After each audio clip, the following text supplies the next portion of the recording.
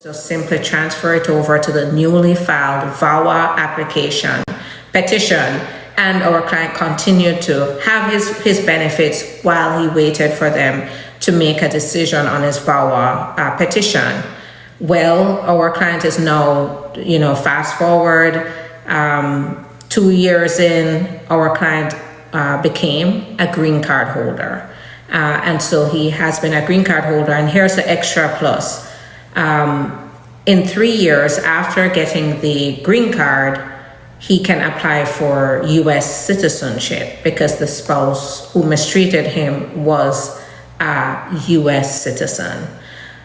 So this is an example of how you can take control of your process, move forward, and this entire process was completely confidential. So even though we made the switch, his, during the separation, during the process of separating from the spouse, she had no idea that this was in place because it is a part of the law that it not be communicated to the abusive spouse or the spouse that's mistreating you, the immigrant spouse. So guys, make sure I'm telling you this because a lot of people think, oh my gosh, the spouse isn't gonna help me. I have no hope. There is still hope. There's more than hope. There's action that you can take. And we've done that for our clients, and it has been good. And that's because the clients took the action they needed to get the help. So you can give up the office a call. If you can relate to this, give the office a call and schedule time for us to talk through your situation, come up with case strategy, and then hit the ground running, get started right away.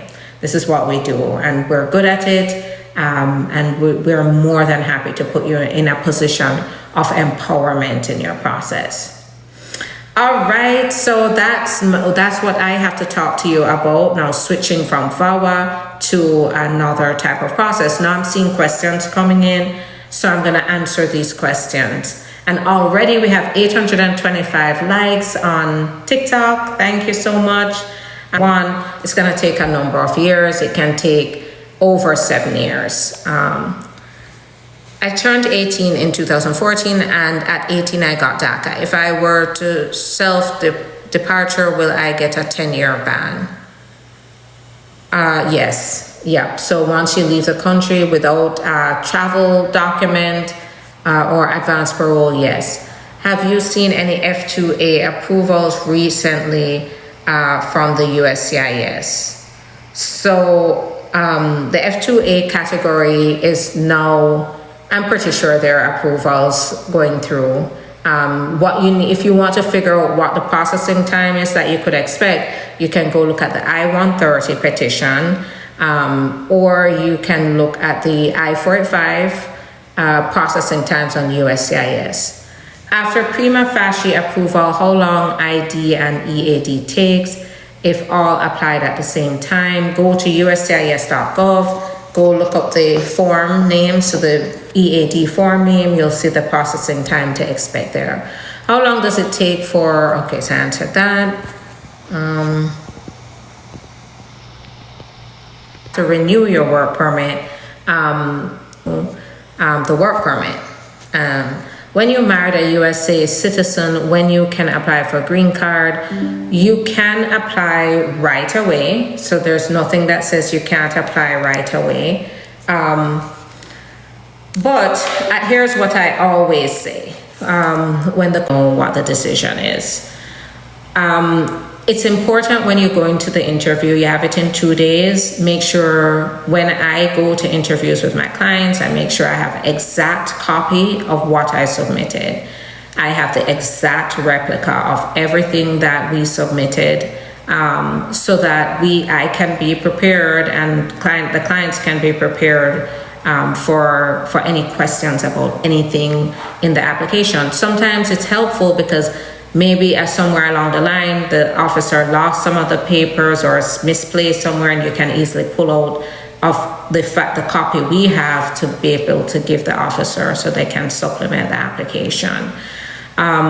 So just make sure that you have copies of that. carry additional evidence of bona fide marriage, updated bank statements, updated any kind of new bills that you have together, any new property, anything new that shows that you have a real marriage. Tax filings, for example, would be something new that you may be doing after April 15th. So you have that. Just in case they want additional evidence of the bona fides of the marriage. And then that in a nutshell is what to expect at the interview. So it's a lot, but another thing is prepare beforehand. Don't go in there, don't go into that interview just assuming it's going to be so easy. Make sure you're looking at sample questions, that you're really making sure you don't have to practice word for word what you're gonna say, because that can backfire on you. But just have an idea of what your answers will be, and it's a good way to touch base with your spouse, because yes, you may be together, you and your spouse may be together for a while, you may know each other, but you'd be surprised what you remember versus what your spouse remembers. So it's a good time to touch base on those questions, just to make sure that the both of you are on the same page regarding when you met, because you may have started taking the relationship seriously at one point, and if the question is when did you guys start dating, or when did you start to take things seriously, you may have a different date in mind than your spouse. So you want to just make sure you're identifying that before the interview. Pictures, if you have pictures, put those in an album and make sure you have context for each. Make sure you're putting different pictures, not just all wedding photos. That's a red flag. A mix, your wedding photos, engagement photos, pictures with friends and family during holidays, different events, different seasons, different people. Have all of that in an album, a little album that you can take with you.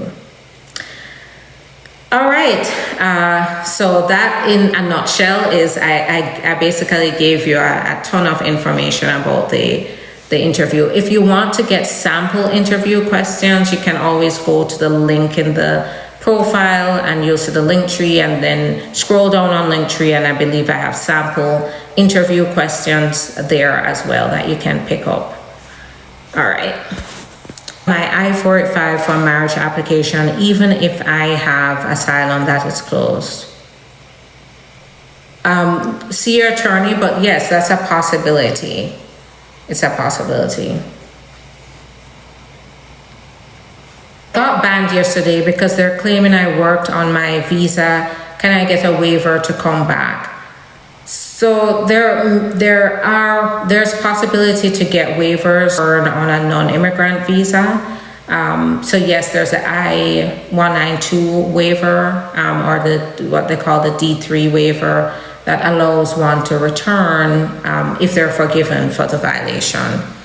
How long is for naturalization? For 10 years, green card holders. So if you go to the USCIS.gov website, you'll see the case processing time for naturalization,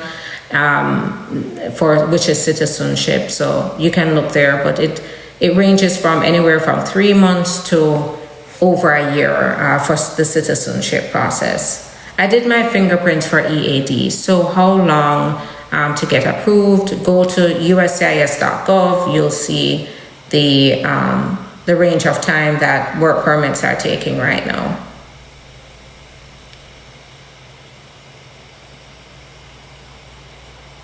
Of the risk of traveling while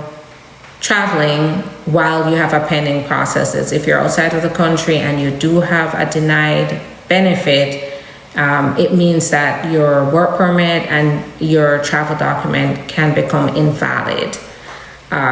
This is definitely a conversation you're going to have with your attorney, or you need to call an attorney ASAP. My kids and hubby are US citizens, and I was denied a visa last year to take them for a visit. I'm sorry. So with the visa, whenever it comes to visitors visas, it really is related to what, do you have stronger ties in your home country than the ties that you have in the US? So the fact that you have children and your hubby are US citizens may have overridden any kind of strong ties you have to your country. If your I-130 adjustment status is approved, do I need an interview for the green card? So if the I-130 petition is approved, you may still need an adjustment of status application interview. So they may approve the I-130, but then still have the AOS. How long is the naturalization? To answer that,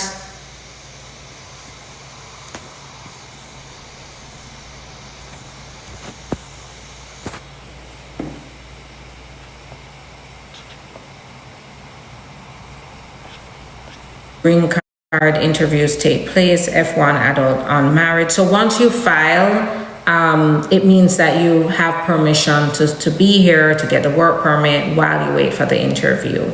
There's no set timeline though for when interview will be scheduled. It could be anywhere from 3 months to even a year later. What should one do when you don't receive your EAD card in the mail after 40 days approval? So contact the USCIS, determine whether they did issue an EAD card. It might be on the USCIS side that they've delayed it. Sometimes it's to put in an inquiry and see if we can get it pushed through. If it was sent and got lost, then you'd have to apply for a replacement.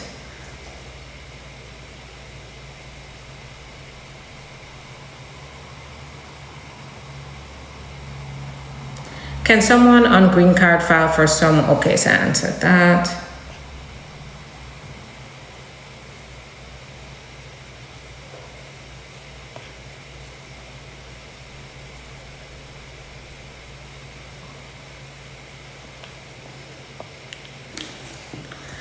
All right, so I'm going to take the last few questions, and then that is here on F1 student visa and the child not leave the USA.